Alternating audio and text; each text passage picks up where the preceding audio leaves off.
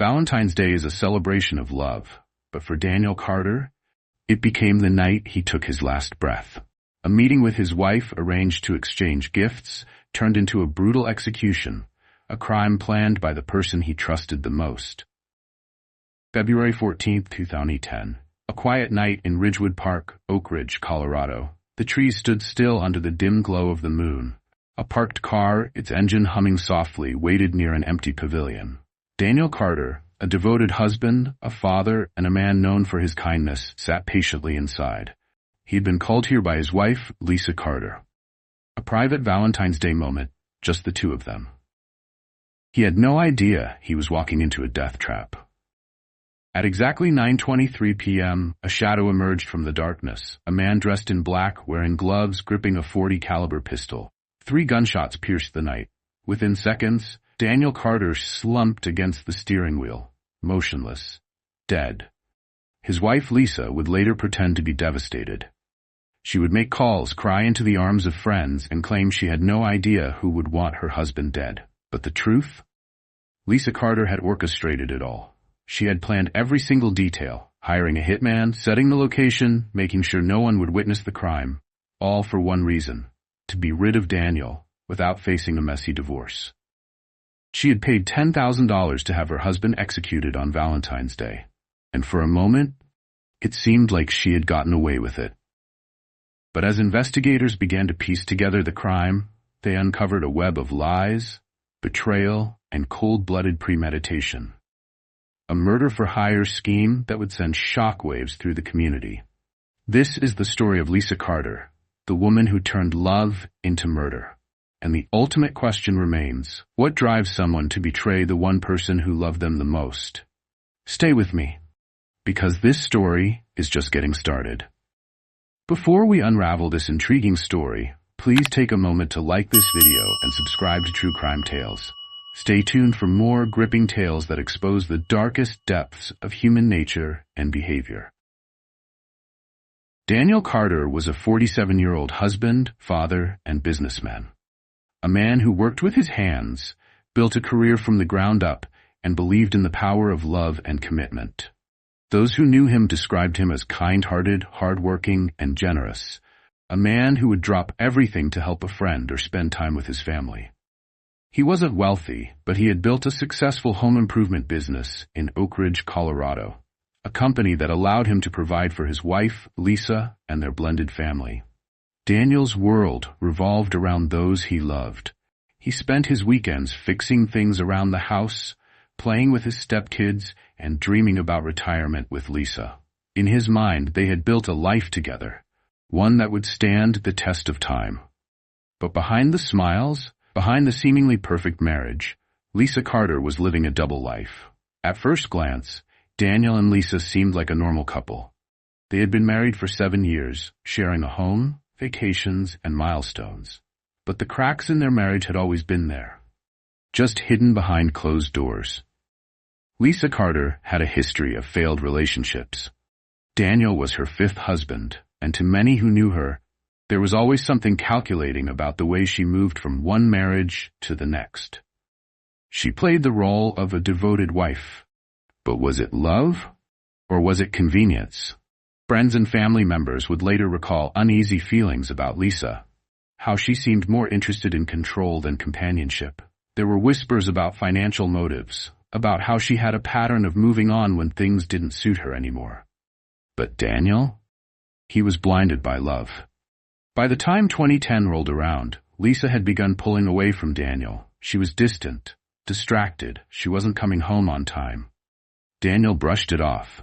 Maybe she was just stressed. Maybe she needed space. What he didn't know was that Lisa was already planning his death. She had met someone else, a coworker. She didn't want to be with Daniel anymore, but instead of a divorce, she wanted something permanent. Something that wouldn't cost her money, wouldn't complicate her life. She wanted Daniel gone, and Lisa Carter was about to turn that desire into action.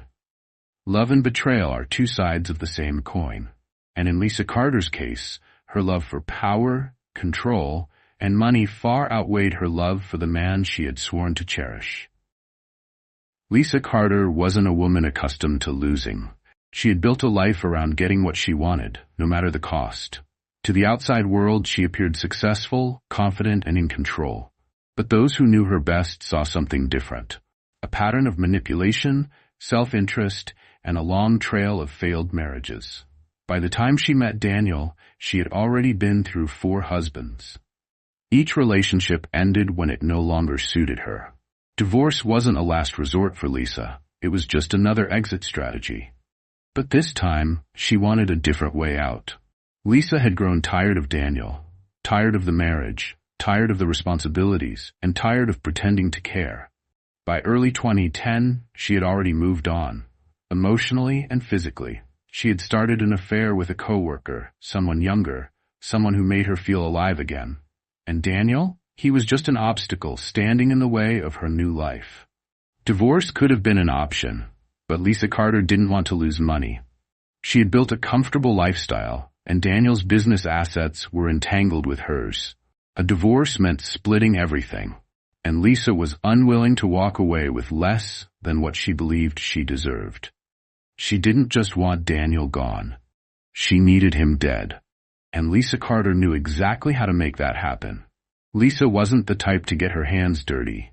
She needed someone else to do it. Someone willing, someone dangerous, someone who could kill for a price. So she turned to a woman she thought she could trust, Monica Hayes, a coworker and close confidant. Lisa knew that Monica had connections to the criminal world, and she approached her with a simple but chilling request. "Do you know someone who can take care of a problem for me?" At first, Monica hesitated, but money has a way of changing people's morals, and Lisa had $10,000 to make the problem disappear. Monica agreed to help, and that's when she introduced Lisa to Eric Collins. Eric Collins was exactly the kind of man Lisa needed. A former bouncer and personal trainer, Collins had a criminal history. He had been in and out of trouble for years, and most importantly, he was willing to kill for money. For Lisa Carter, this was perfect. The plan was simple. Lisa would lure Daniel to an isolated location, somewhere with no cameras, no witnesses, and no chance of escape. Collins would wait in the shadows. When the time was right, he would pull the trigger and eliminate Daniel, and Lisa would play the role of a devastated widow. The price of her husband's life? $10,000 in cash. Lisa Carter had sealed her husband's fate, and she had chosen Valentine's Day to do it. Lisa Carter had set the plan in motion. The money was paid, the trap was laid, and on February 14, 2010, Daniel Carter would walk straight into his own execution. What Lisa didn't know was that the perfect crime never truly exists, and the walls were already closing in on her. Valentine's Day, a day of love, romance, and for Daniel Carter, the day he unknowingly stepped into his own execution. Lisa Carter had spent weeks perfecting her plan. Every detail is carefully arranged, every move designed to make the murder look like a tragic coincidence. And now, all she had to do was play her part. Lisa had chosen the perfect location, Ridgewood Park, a secluded area on the outskirts of Oak Ridge, Colorado. It was quiet, dark, and nearly deserted after sunset. No security cameras, no witnesses. The kind of place where a crime could happen and no one would hear a thing. At 8:47 p.m., Lisa sent a message to Daniel. "Meet me at the park, just us. I have something special for you."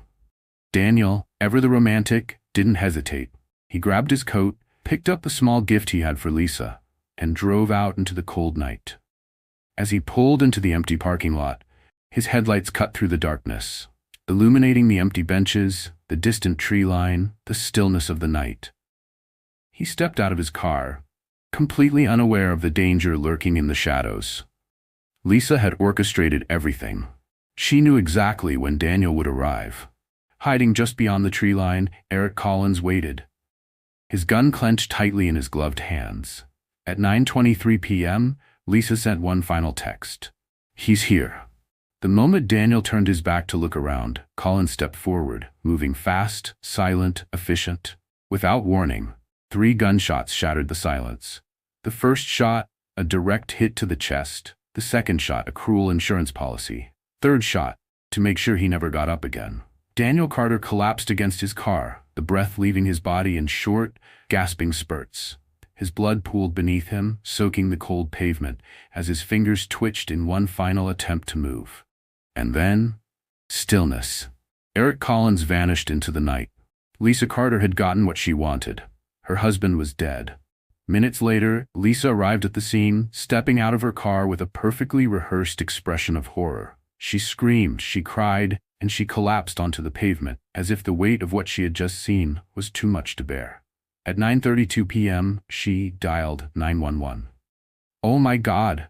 My husband! My husband! He's been shot! There's blood everywhere! Please, you have to help him!" Her voice shook, and her sobs echoed through the line. To any outsider, she sounded like a woman who had just lost the love of her life. But in reality, she had just orchestrated his murder. When police arrived, Daniel's lifeless body was slumped in his car. The gunshot wounds, the angle of the attack, the way his keys were still gripped in his hand, it all painted a picture of a cold-blooded ambush. Lisa Carter sobbed, clutched her chest, and gasped for air. I don't know who could have done this," she cried. But almost immediately, something felt off. The officers exchanged glances. Her grief seemed forced, too theatrical. Her story kept changing. One moment, she was home all evening. The next, she was on her way to meet Daniel. And then, why Ridgewood Park? Why had Daniel driven out here alone at night? One detective pulled Lisa aside. "Ma'am, you're saying your husband just happened to be here alone at night in a park when a random gunman decided to kill him?"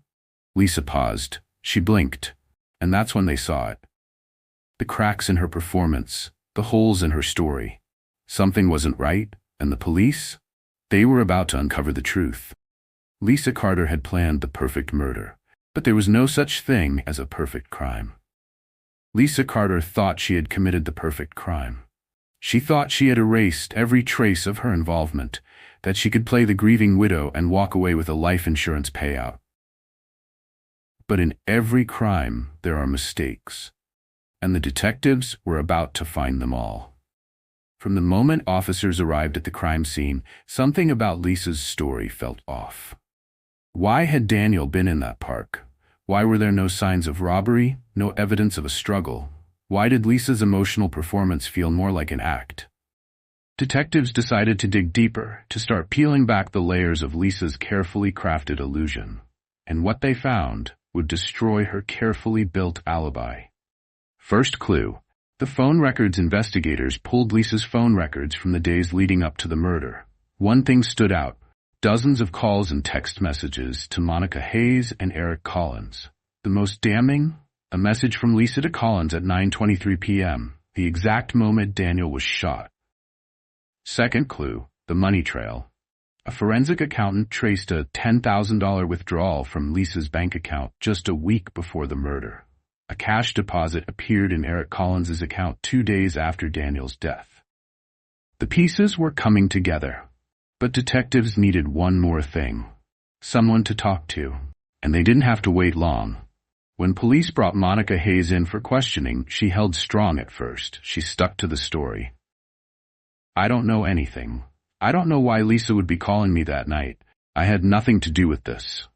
But then, the detective showed her the evidence, the phone records, the bank transactions, the surveillance footage of her meeting with Lisa at a coffee shop just days before the murder. And that's when it happened. Monica broke down. She took a deep breath and confessed. "Lisa planned everything. She told me she wanted Daniel dead.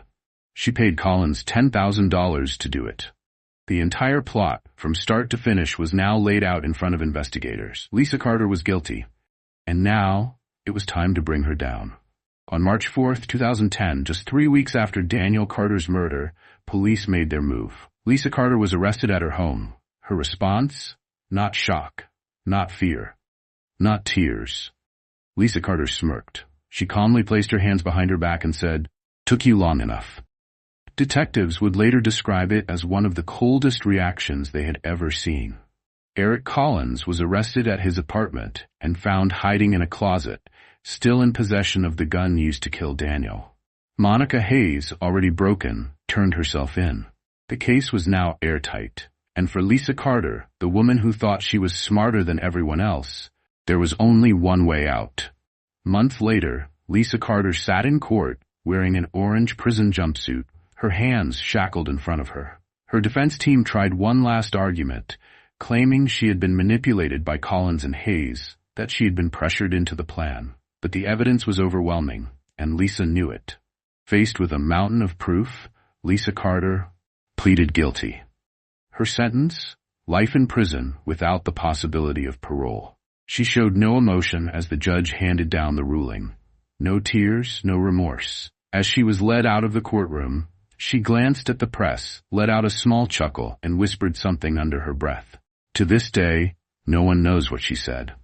Eric Collins, the hitman for hire, was also sentenced to life in prison. And Monica Hayes, the middlewoman who helped orchestrate the murder, received life as well. Lisa had destroyed lives, not just Daniel's, but her own, her children's, and those who once believed in her. For what? Greed, control, a desire for freedom.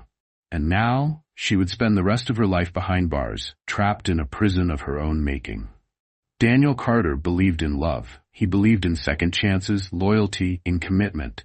But the woman he trusted the most, his wife, saw him as nothing more than an obstacle in her way. She could have walked away. She could have chosen divorce. But instead, she chose death. And in the end, Lisa Carter lost everything. The story of Daniel Carter is not just a story about murder. It's a story about trust, about how love, when placed in the hands of the wrong person, can become a weapon. Lisa Carter is spending the rest of her days behind prison walls, where time is no longer hers to control. No manipulations, no lies to twist, no more power. But the ones left behind, they are the true victims. Daniel Carter had a family who loved him, a mother who never got to see her son grow old, a child who lost a father, friends who still look at his empty chair during dinner gatherings, remembering his laugh, his kindness. For them, the pain never truly fades. Stories like this remind us that monsters don't always hide in the shadows. Sometimes they sleep beside us. Sometimes they whisper, "I love you," while planning our destruction. And sometimes the deadliest betrayals come from the ones we trust the most. Daniel Carter didn't deserve to die, but his story deserves to be remembered. What are your thoughts on this case? Do you think justice was truly served? Let me know in the comments below. And if you want to hear more true crime stories like this, don't forget to like, subscribe, and turn on notifications.